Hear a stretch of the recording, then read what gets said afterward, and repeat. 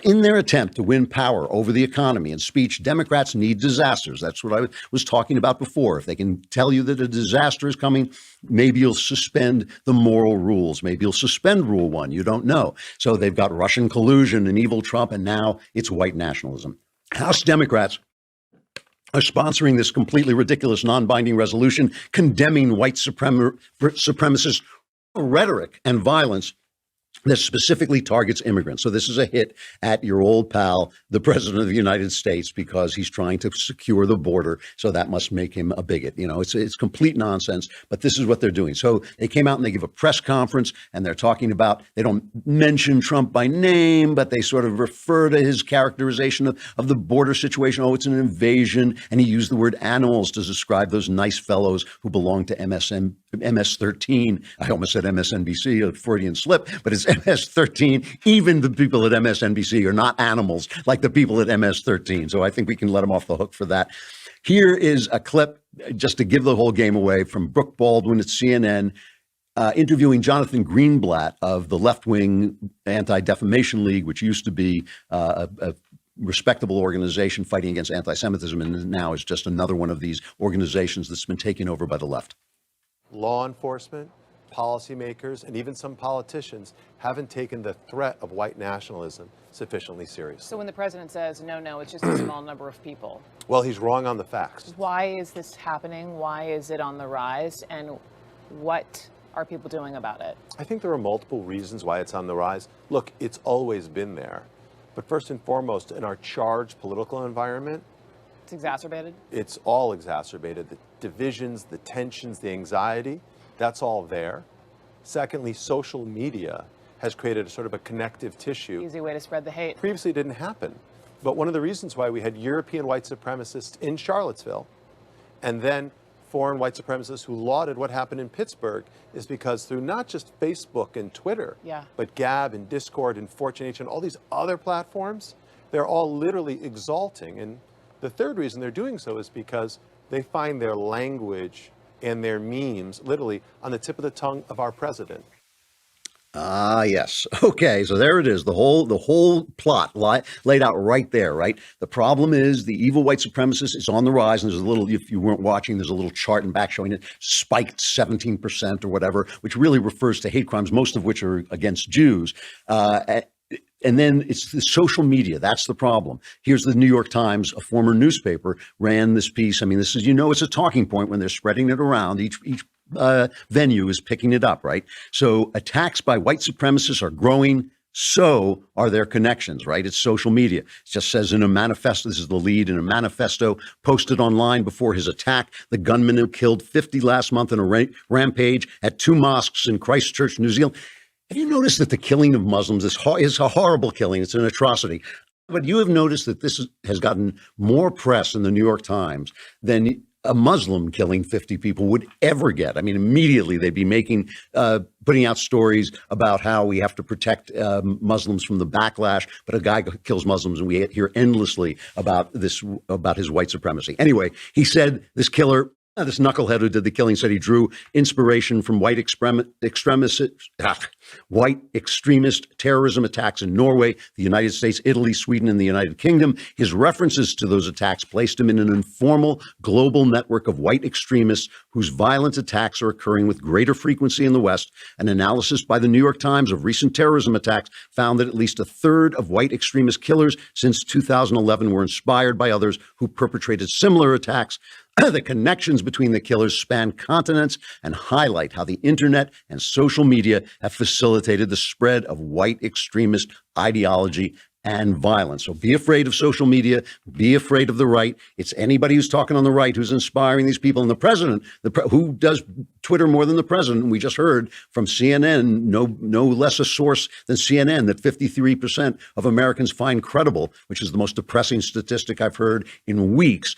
On CNN, they told us it's Donald Trump is the problem, social media is the problem. What do you think the idea is? Obviously, this is a world in which Ben Shapiro can be called a member of the alt-right. Ben Shapiro, who has been attacked by the alt-right more than any other person, can be called a member of the alt-right.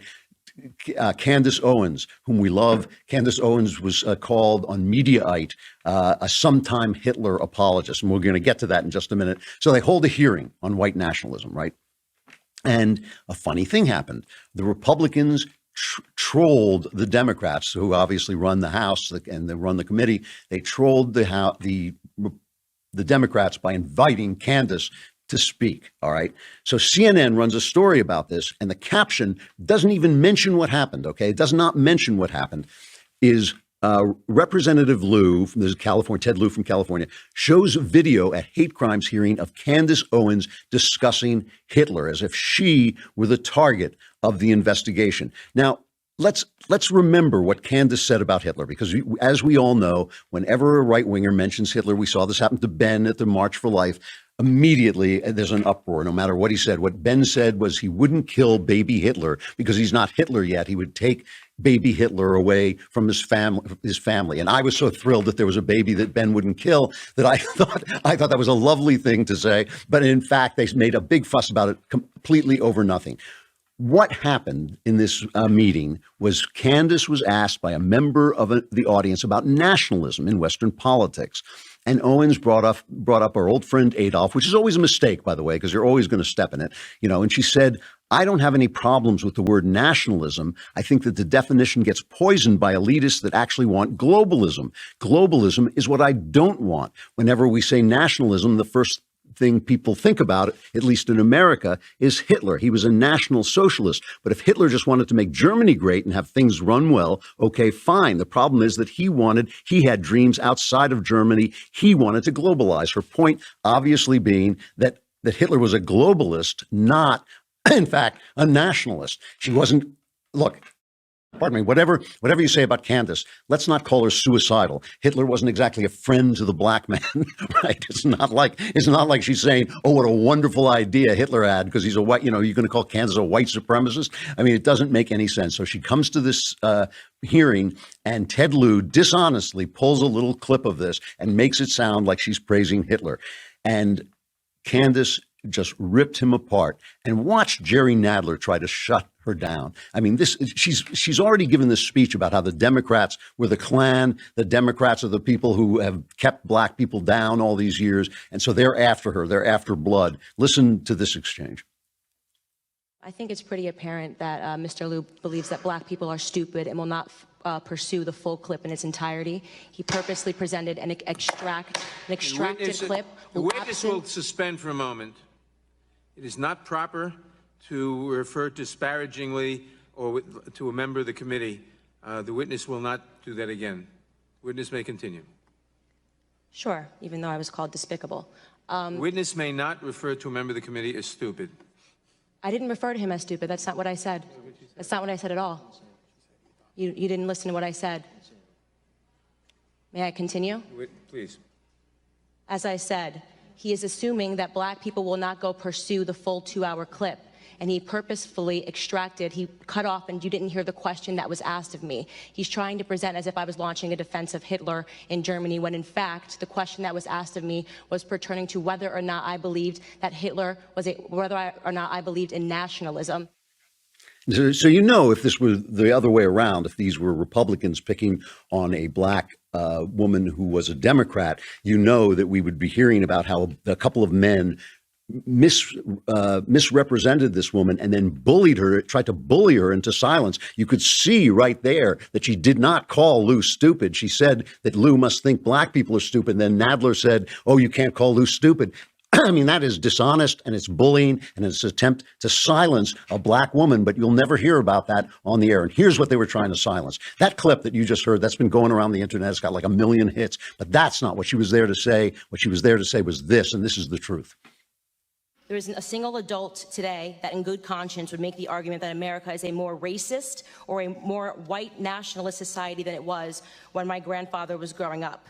And yet we're hearing these terms sent around today because what they want to say is that brown people need to be scared, which seems to be the narrative that we hear every 4 years right ahead of a presidential election. Here are some things we never hear. 75% of the black boys in California don't meet state reading standards. In inner cities like Baltimore, within 5 high schools and 1 middle school, not a single student was found to be proficient in math or reading in 2016. The single motherhood rate in the Black community, which was at 23% in the 1960s when my grandfather was coming up, is at a staggering 74% today. I am guessing there will be no committee hearings about that. There are more black babies aborted than born alive in cities like New York, and you have Democrat Governor Andrew Cuomo lighting up buildings to celebrate late-term abortions. I could go on and on. My point is that white nationalism does not do any of those things that I just brought up. Democrat policies did. Good for you, Candace. Great stuff. That is great stuff. All true. You know it was true because the Washington Post said she turned a serious inquiry into a farce. What she did was she exposed a farce as a farce. That was really one of her finest moments. It was absolutely terrific. White nationalism has been at a steady state for 30 years. It has been at a steady state for 30 years. It is a sucky anti-Western ideology. White nationalists and leftists agree that the West is defined by whiteness. It's conservatives who know it is defined by its ideas about liberty, its ideas about the dignity of the individual, its ideas about a God who cares about us and forgives us. That's what Western civilization is defined by. Both white nationalists and leftists agree that it's defined by its whiteness. They both think the same things because they both violate Rule 1. That is what's happening. But here's a piece from the Wall Street Journal, excellent piece from Joe Craven McGinty. Are far-right extremist crimes rising? No. There has been a steady rate. She is quoting here from Michael Jensen, a senior researcher at START, the National Consortium for the Study of Terrorism and Responses to Terrorism at the University of Maryland. He says there's been a steady rate of far-right extreme crime since at least 1970. So pardon me, I misspoke. That's 50 years when we started collecting data. What has changed is the emphasis on reporting far-right extremism. It produces the perception that there is a new increase. It's not true. Seth Barron, writing in City Journal, talks about the fact that almost all of the world's extremist violence is concentrated in a handful of regions where very few white people live. It's almost all Islamist violence, almost all of it. Almost all of it is Islamist violence. That's the threat to the world. However, as Seth Barron continues in City Journal, in areas where whites do live, America, Canada, Europe, and Australia, New Zealand, white nationalists indeed perpetrate a significant proportion of the relatively uncommon acts of extremist violence. Remember Obama talking about how we shouldn't worry about Islamist violence because you had a bigger chance of slipping and hurting yourself in the bathtub? Remember when Obama said that? And Steven Pinker says that in his book Enlightenment Now. He says, oh, they're just trying to make you afraid, but the numbers don't rate it. You have a better chance of being hit by whatever, lightning, than being killed by a terrorist. But you know, in a country that is majority white, there are going to be a lot of white people who are terrorists. But the thing is, the New York Times and these other people, they have a very, very strange way of counting what is a white nationalist crime or even an extremist crime. They list the ADL, the guy before the Anti-Defamation League. They list things like a Klan member who was killed by his wife, who was also a Klan member, and they call that an extremist crime. I mean, these are very much statistics that are being messed with. And what is the point? The point is social media is dangerous. Right-wingers are dangerous. If Andrew Klavan or Michael Knowles or Ben Shapiro goes on Twitter and starts saying, gee, you know, the individual freedom should be protected, he can be shut down for anything because he's inspiring some clown somewhere with a rifle who's going to kill innocent Muslim people. That is the narrative they're building. It's untrue. They are lying. The incident of white nationalism isn't going up. It's a disgusting idea. It's a stupid anti-Western, anti-Christian idea.